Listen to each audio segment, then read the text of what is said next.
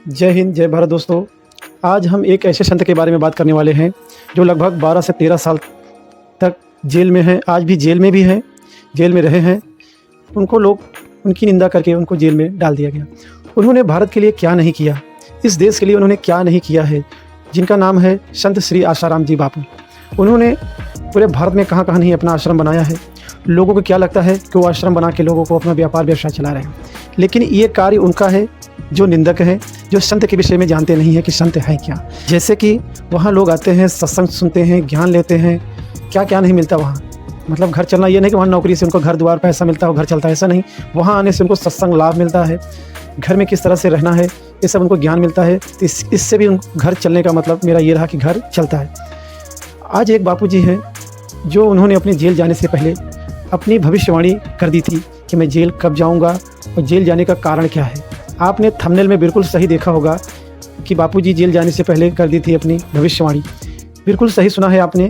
बापूजी ये जेल जाने से पहले सत्संग है, बापूजी ने सत्संग कहीं दिया था, किस जगह सत्संग है हमको नहीं पता है, लेकिन पूज्य बापूजी ने जेल जाने से पहले ये सत्संग का उपदेश दे दिया था लोगों को, ताकि जन जन तक जाने कि हमारे साथ षड्यंत्र चल रहा है। पूज्य बापूजी ने अपने मुखारबिंद से ये वचन को दिया है जो सत्संग में चल रहा है।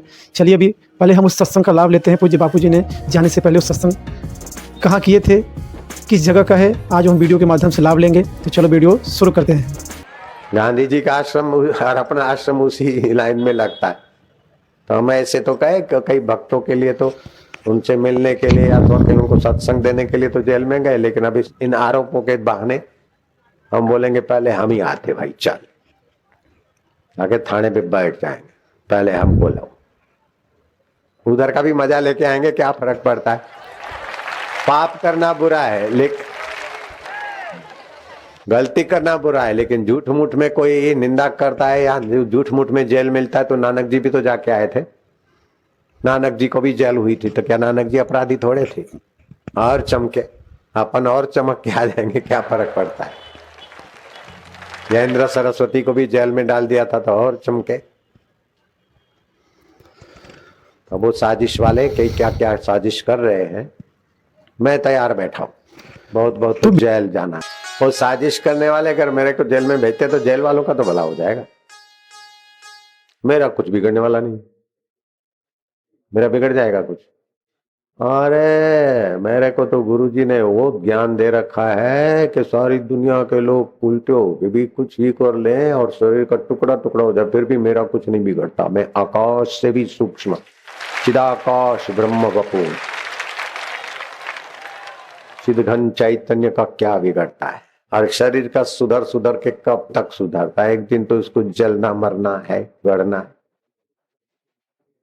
मैं शरीर नहीं हूं, आप जो देखते मुझे मैं उतना ही नहीं, वो ही नहीं हूं। अनंत अनंत ब्रह्मांड जिसमें फुरफुरा के लीन हो रहे हैं, मैं वो चैतन्य।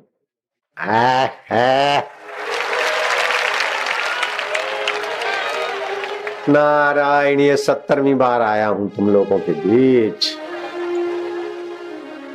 16 बार पहले आ चुका हूं, 70वीं बार आया तन लेकर। नहीं तो सोचो तीसरी पढ़ा हुआ और ऐसा कर सकता है? बताओ जरा, सोचने की बात है।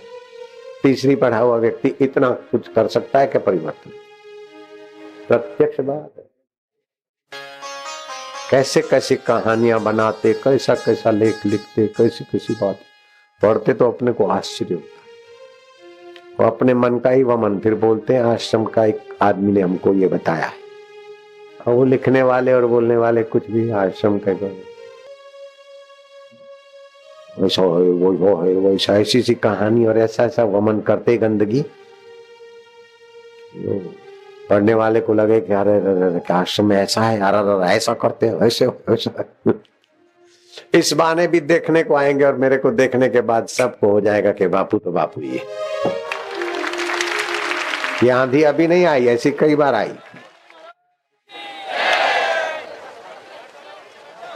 वीडियो में आप देख ही लिया है पूज्य बापूजी ने ऐसा क्या क्या कहा, कि जैसे कि बापूजी ने यहाँ तक कह डाला कि मुझे ऐसा वैसा ना समझो। जहाँ तक आप समझते हो वहाँ तक मैं नहीं हूँ।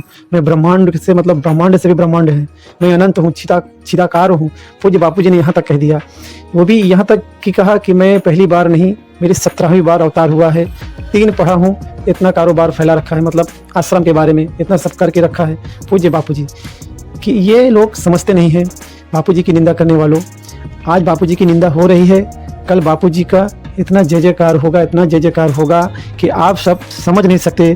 कि जैसे कि ये नास्तिक लोग, जो नास्तिक लोग हैं ना, उनके विषय में बात करता हूँ कि जैसे अपने घर में बूढ़े माँ बाप रहते हैं तो उनकी कदर नहीं करते हैं। जिस दिन वो दुनिया से उठ के चले जाते हैं तो उनकी एक तस्वीर दीवार में लगा के बढ़िया से फूल हार धूप बत्ती देंगे।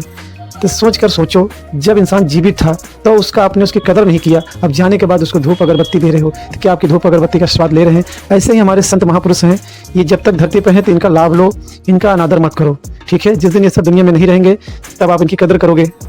जैसे से गांव में गजानन महाराज थे, लोग उनको धुतकारते थे, उनकी कदर नहीं करते थे।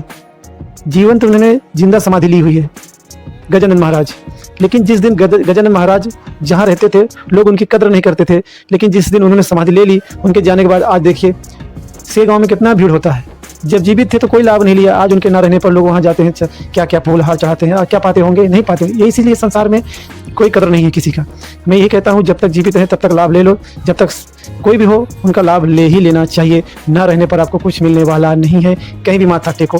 जैसे कि जो सृष्टि बनाने वाला, जो द्वापर में, त्रेता में, जैसे कि द्वापर में जो आए थे, द्वापर को रचयिता करने वाले भगवान कृष्ण स्वयं, जैसे कि ब्रह्मांड ब्रह्म स्वरूप नारायण स्वरूप श्री कृष्ण जब धरती पर रहे, वो स्वयं को नहीं रह पाए, तो हम जैसे तुच्छ कहाँ रह पाएंगे? जब उनके रहते हुए लोग कदर नहीं किए, जब वो चले गए, आज उनकी जगह जगह जय जयकार होती है। जब रहते थे तो लोग भी उनके पीछे पड़े हुए थे मारने के लिए, कहाँ कहाँ नहीं भगवान भगे वहाँ धरती पर से। रणछोड़, माखन चोर, क्या क्या नाम उनका रखा गया।